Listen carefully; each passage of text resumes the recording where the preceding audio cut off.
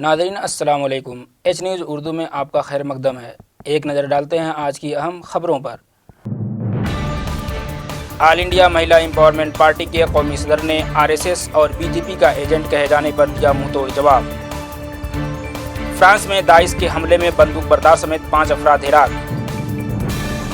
Jail में शशिकला को VIP treatment का किया था खुलासा, अब आईपीएस ने लौटाया केस रिवार्ड। चंद्रबाबू नायडू के अमित शाह पर हमले का ममता बनर्जी ने किया खैर मकदम। All India Mahila empowerment party के कौमी सदर ने आरएसएस और बीजेपी का एजेंट कहे जाने पर दिया मुंह तोड़ जवाब। All India Mahila empowerment party के कौमी सदर ने नुक्ताचीनों को दिखाया आईना। नाजरीन, आइए आज नज़र डालते हैं all India Mahila empowerment party के तारीखी पसमंज़र पर। समाज में जब कोई फ़र्द किसी नेक और अच्छे काम के लिए कदम आगे बढ़ाता है तो कुछ कम अक्ल और नाहंजार लोग उसका साथ देने के बजाय उस पर तरह तरह की इल्ज़ाम तराशी और बहतान लगाने लगते हैं ताकि वो फ़र्द एहसास कमतरी का शिकार हो जाए और अपने अज़्म से पीछे हट जाए। मगर उन कम अक्लों को ये नहीं मालूम कि जो समाज को तरक्की के राह पर गामजन करने का बेड़ा अपने कंधों पर उठाता है उसके साथ गैबी मदद शामिल हाल होती है और बदखाओं और दुश्मन अनासिर लोगों से उसकी शख्सियत पर ज़र्रा बराबर भी आँच नहीं आती, बल्कि उसकी शोहरत में 4 चांद लग जाता है और दिन दूनी रात चौगुनी तरक्की के मनाजिल तय करते जाता है। ऐसा ही वाक़या पेश आया है all India Mahila empowerment party के कौमी सदर मोहतरमा डॉक्टर नौहेरा शेख साहिबा के साथ। जो उनकी मकबूलियत बढ़ती जा रही है, मुखालिफिन की नींद हराम होती जा रही है, ख़ासतौर से जब से मोहतरमा डॉक्टर नौहेरा शेख ने कर्नाटका इंतखाब में हिस्सा लिया है और इंतखाबी बिगुल बजाया है, मुखालिफ खेमे में बेचैनी छा गई है। All India Mahila empowerment party की रैलियों में उमड़ता अवामी जनसैलाब मोहतरमा डॉक्टर नौहेरा शेख की मकबूलियत का गम्मास और रोशन दलील है, जिसने मुखालिफिन को बगलें झाँकने पर मजबूर कर दिया है और वो हवास बाख्ता होकर मोहतरमा पर बेमाना और बेसूद इल्ज़ाम तराशियाँ कर रहे हैं। मिसाल के तौर पर मोहतरमा डॉक्टर नौहेरा शेख को बीजेपी और आरएसएस का एजेंट कहा जा रहा है, जो मुखालिफिन की कम अकली और कम इल्मी का बयीन और वाज़ेह सबूत है। अगर ये लोग पार्टी के क़याम की तारीख पर नज़र डाल लिए होते तो शायद इस तरह का झूठा और बेबुनियाद इल्ज़ाम नहीं लगाते। इस तरह की इल्ज़ाम तराशियों से एक बात ज़रूर सामने आ रही है कि मुखालिफिन ने मैदान में उतरने से पहले ही अपनी शिकस्त तस्लीम कर लिया है। आइए एक नज़र डालते हैं all India Mahila empowerment party के तारीखी पसमंज़र पर। समाज में बढ़ते अदम मुसावात और तमाम पार्टियों के ज़रिया आवाम को गुमराह करने और उनका इस्तेहसाल होते हुए देखकर डॉक्टर नौहेरा शेख ने उन पसमादा तबक़ात खुसूसन ख़वातीन को इंसाफ दिलाने और उनको तरक्की के ख़ास धारे से जोड़ने के लिए कोशां हो गईं और मुख्तलिफ़ फ़लाह व बहबूद के काम अंजाम देने लगीं। मगर उन फलाही कामों को बड़े पैमाने पर अंजाम देने के लिए उनके खैरखाओं ने उन्हें सियासत से जुड़ने का मशवरा दिया। चुनांचे काफ़ी गौर व फिक्र के बाद मोहतरमा डॉक्टर नौहेरा शेख ने 2012 में एक सियासी पार्टी के क़याम का मनसूबा बनाया। यह मनसूबा मुख्तलिफ़ रुकावटों और मराहिल से गुजरते हुए बिलाखिर दिसंबर 2014 में इलेक्शन कमीशन की मंजूरी के बाद पूरा हो गया और इस तरह इस पार्टी का क़याम अमल में आया।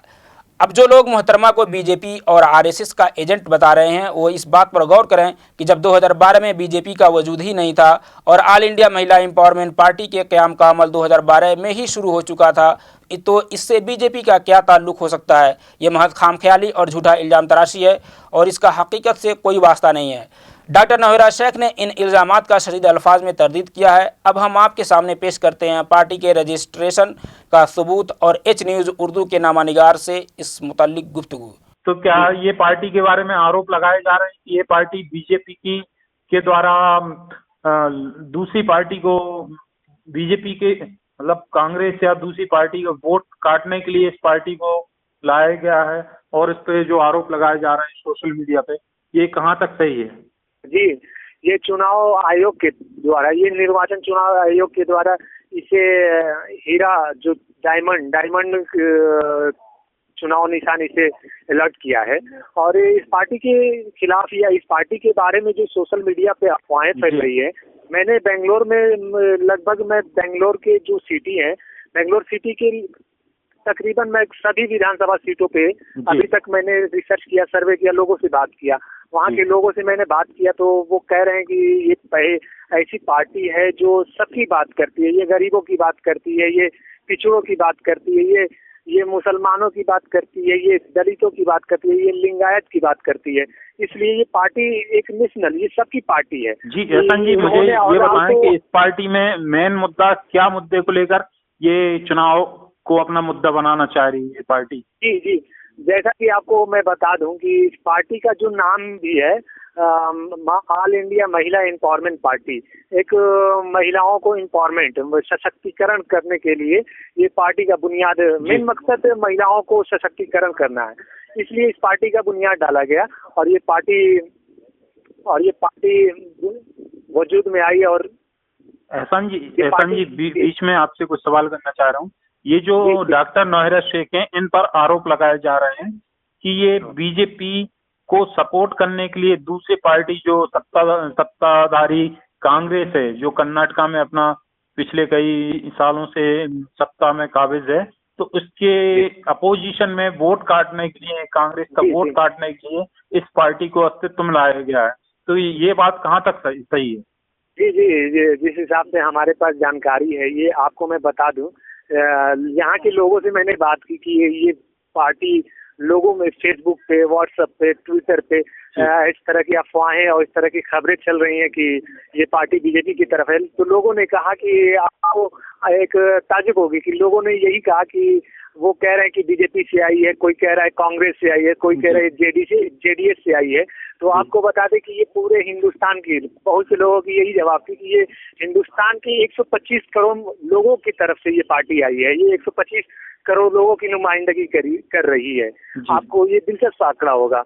अच्छा एहसान जी, ये बताएं कि ये पार्टी को आपको क्या लगता है कि ये पहली बार अपनी किस्मत कर्नाटक विधानसभा चुनावों से आजमा रही है, तो ये कहाँ तक कामयाब, आपको क्या लगता है अपने हिसाब से कि ये कहाँ तक कामयाब हो सकती है, या कितनी सीटों पर अपने प्रतिनिधि उतार रही है और कितनी सीटों पर उम्मीद लगाई जा रही है कि उम्मीद लगाई जा रही है कि ये पार्टी कितनी सीटें प्राप्त कर सकती है? जी, सबसे पहले आपको मैं जानकारी दे दूं कि आपको थोड़ा सा ये इससे पहले की बैकग्राउंड के बारे में मैं बात कर दूं कि ये पार्टी तो अभी नया है, लेकिन इसके पीछे 20 साल की एक कड़ी मेहनत है। इस पार्टी की जो स्थापिका है, जो प्रेसिडेंट थे, national president doctor Nowhera Shaikh, इन्होंने तकरीबन 2 दशक तक लोगों की खिदमत की है, आवाम की खिदमत की है।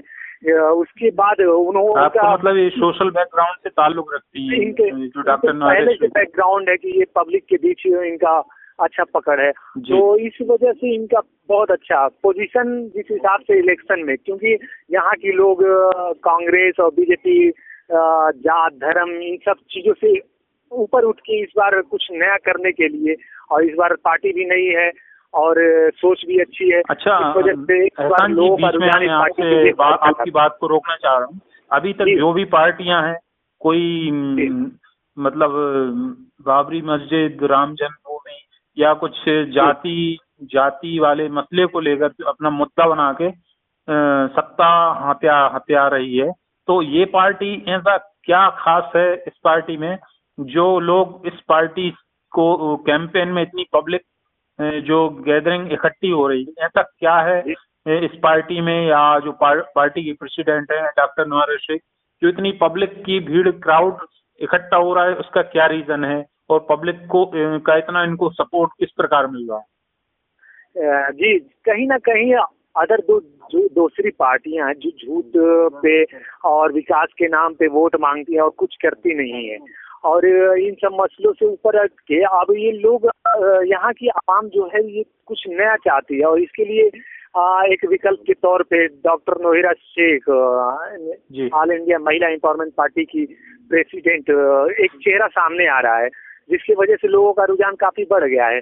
आपको पता होना भी चाहिए, आपको मालूम भी होगा कि ये पार्टी कर्नाटका से इलेक्शन की शुरुआत कर रही है, लेकिन वो लोगों का रुझान इस पार्टी के लिए इतना अच्छा है, मतलब लोग एक दूसरे से जुड़ रहे हैं। आपको मैं जानकारी के हिसाब से बता दूं कि बहुत से लोग जेडीएस, कोई बीजेपी का एमएलए है, वो पार्टी वहां से छोड़कर इस पार्टी को ज्वाइन कर रहा है कि क्योंकि इसमें कुछ नया सोच, क्योंकि ये पार्टी सबकी बात करती है, मुसलमानों की, हिंदुओं की, लिंगायत, सभी समाज, दलित, चाहे क्रिश्चियन, कोई भी बिरादरी के लोग हैं, इन सबकी बात कर रही है। तो इसलिए ये उनका खुले मन से भी है कि मैं बोलती नहीं हूँ, मैं करके दिखाती हूँ। एनईपी पार्टी की जो नेशनल प्रेसिडेंट है, वो खुले मन से भी कहती हैं कि मैं करके दिखाती हूँ, बोलती बहुत कम हूँ, और जो भी होगा मैं अब समझ लो कि वो खुद मंच से भी कहती हैं कि जब पार्टी में न रहने की वजह से मैं इतना काम करती हूँ, जब मेरी सरकार आ जाएगी तो कितना काम करूँ। मतलब ये कहा जा सकता है कि ये पार्टी सीधे तौर पे बीजेपी कांग्रेस को सीधे तौर पे टक्कर देती हुई नजर आ रही है। जी हाँ, ये तो दिलचस्प होगा। इस बार का आंकड़ा भी कुछ अलग हट के इस बार का कर्नाटक इलेक्शन का रिजल्ट आने वाला है और मेरे हिसाब से तो इस बार कुछ दिलचस्प आंकड़ा आप जी। शुक्रिया, ये सब जानकारी के लिए बहुत बहुत शुक्रिया एहसान जी।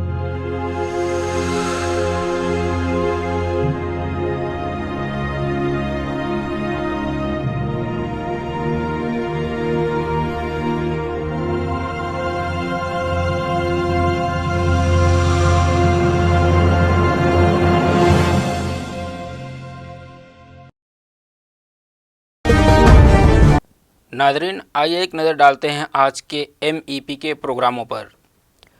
All India Mahila empowerment party की जानिब से आज 2 प्रोग्राम मुनाकिद किए जा रहे हैं।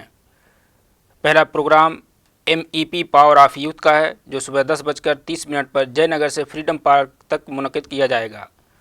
दूसरा प्रोग्राम सांता मार्केट बेटमंगलम KGF में शाम 5:30 से 7:30 तक मुनाकिद किया जाएगा। इस प्रोग्राम में all India Mahila empowerment party की कौमी सदर मोहतरमा डॉक्टर नौहेरा शेख साहिबा बतौर मेहमान ख़ुसूसी मौजूद रहेंगी।